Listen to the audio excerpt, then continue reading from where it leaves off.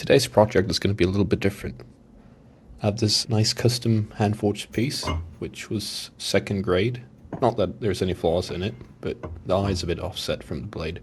It's not a big deal. This piece is going to be used for a scout group that had a ceremonial axe that they used for their different competitions, but unfortunately was stolen from them. So me and my usual blacksmith decided to help them out and make a new axe for them for free. I also decided to take this opportunity to do a build where I only use hand tools. And here we have the few things that I like to use for sharpening by hand. Flat file of any kind. This one is usually used for chainsaws, but it'll do just fine. And a sharpening puck. These are very common for especially axe maintenance. They usually have a coarse side and a fine side. And then I also have a more traditional shaped whetstone with a coarse and a fine side. I'll try and explain how to use all three of these. You don't really need both stones. You can have either one or the other. First off, I'm going to use a file to rough out the profile. The edge on this was nowhere near sharp or anything like that. The profile is almost there, but I'm just going to give it some strokes. The file, making sure to go the entire length of the edge. Once that is done, I'll move on to a coarse stone to get the convex going. It's important when you use a coarse stone like this that you want to pivot the stone as you go to create a convex. If you're looking to sharpen up a carving axe, you want to have a flat grind, but for an all-round axe you want a slight convex. It just helps retain the edge when you're doing heavy work with it. After using the coarse stone, I've created a burr along the edge. It's a bit difficult to see in the video, but you can notice the bits of paper that's attached to the edge. That's because I've created a burr. What we want to do now with the fine stone is fold that burr over and over until it breaks off, essentially. Once it breaks off, like a thin steel wire will come off the edge. And at that point, the sharpening process is essentially done.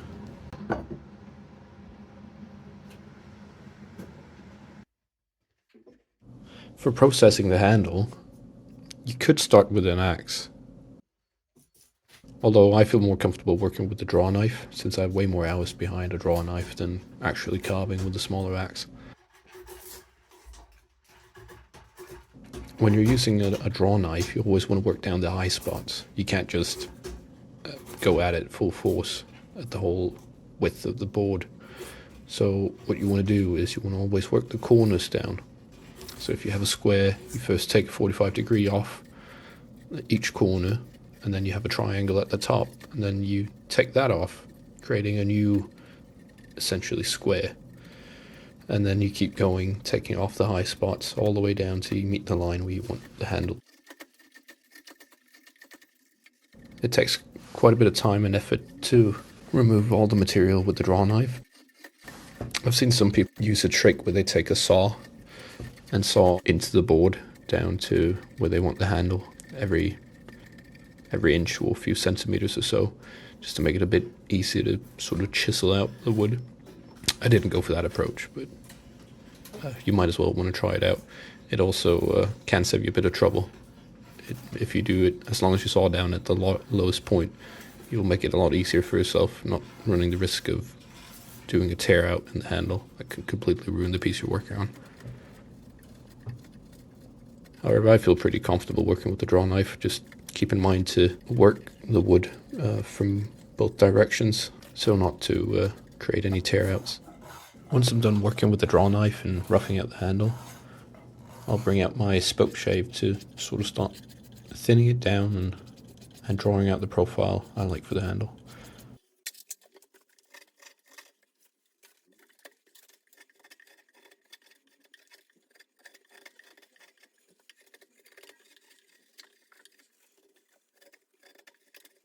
Once the handle is roughly finished, flip it over and I've drawn up the profile of the eye on the top of the handle. I start to work it down with the draw knife.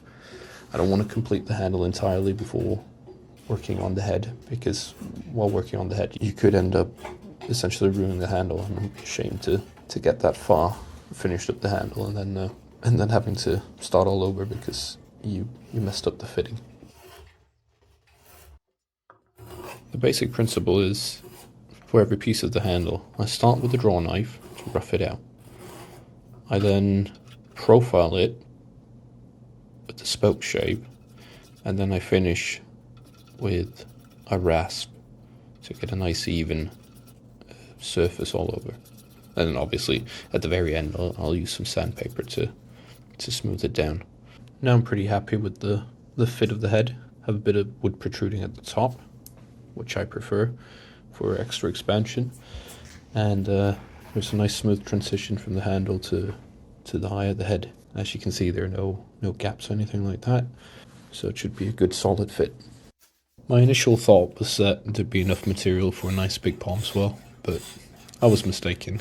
And I also felt like for a wall hanging piece it would be nice with a bit of an inlay.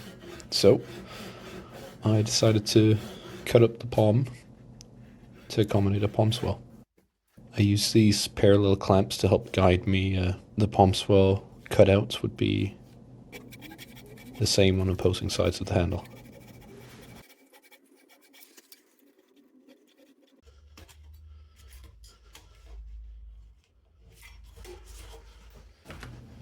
And now for the glue up.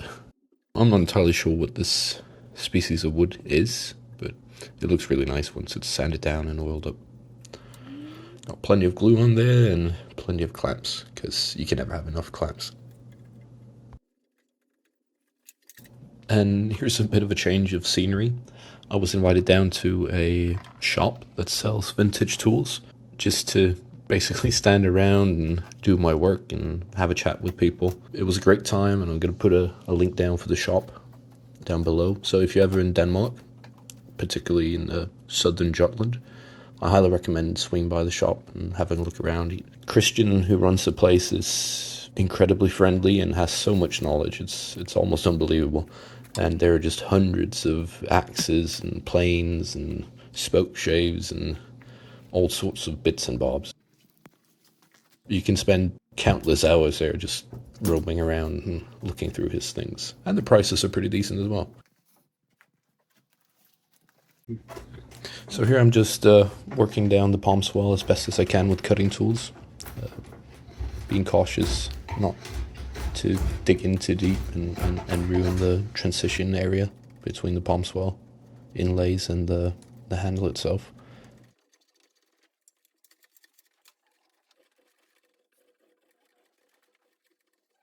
I decided to go over to the rasp now, because we're getting a bit close to the transition line, and have a bit more control with the rasp. It's also just a great tool for rounding off the edges. And then now I've drawn up the overall shape I want for the palm swell.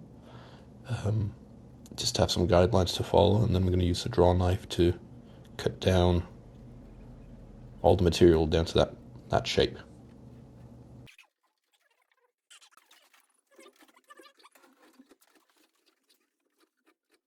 Next up is back to the spoke shape to even more reduce the amount of material and get even closer to the finished palm swell I'm looking for. I start it at the top of the palm swell, at the highest point, and then draw it back to even out the curve from the width of the handle to the end of the palm swell. I'm ensuring that I don't actually cut over the transition area. Now that I'm pretty happy with the overall shape and feel of the palm swell, I'm going to cut it to size. I'm just going to put a simple angle on the end of it. I think it looks better. Always keep in mind before you actually hang the axe, you want to have a flat surface where you can that you can hit with a dead blow hammer or something similar before seating the head onto the handle. All that's left now is essentially just to sand down the handle. So I'm going to sand it down with the grit 120 and then get on to fitting the head. For the wedge, I chose a little piece of padawak I had laying around. It's not the hardest wood in the world, but it'll make do.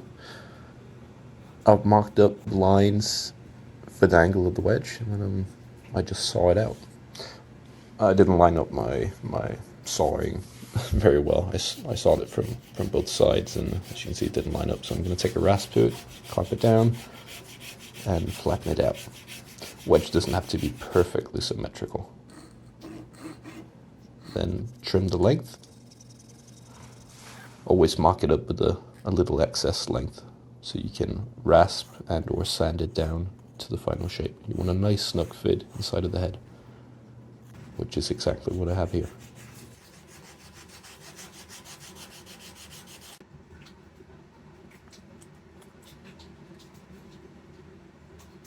And now it's time to seat the head onto the handle.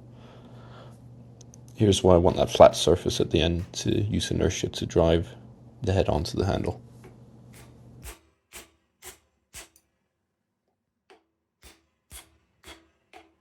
Now there's a bit of a cracking situation going on with this wedge, so I first attempted to repair both cracks with bits of walnut, but I couldn't really drive them in all the way, so I cut it flush, and then I only had one crack left to deal with, which I luckily managed to get a decent wedge into.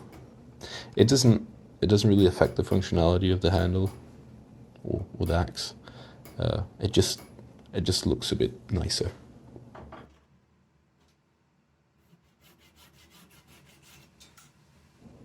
Once it's trimmed down, sand it down,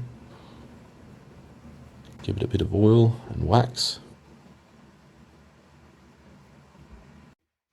and I'm going to finish it off with a Grit 500 sanding pad.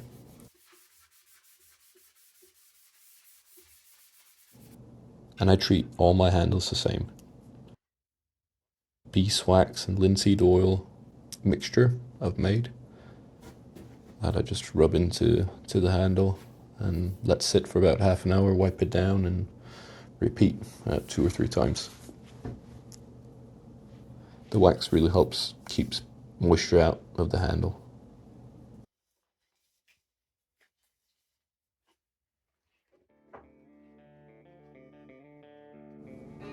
And here's the finished axe in the usual lovely Danish rainy weather. At least the axe turned out nicely. Thank you for watching. If you have any questions or comments, you can leave them down below. I try to reply to everyone. Hope you enjoyed. Have a good one.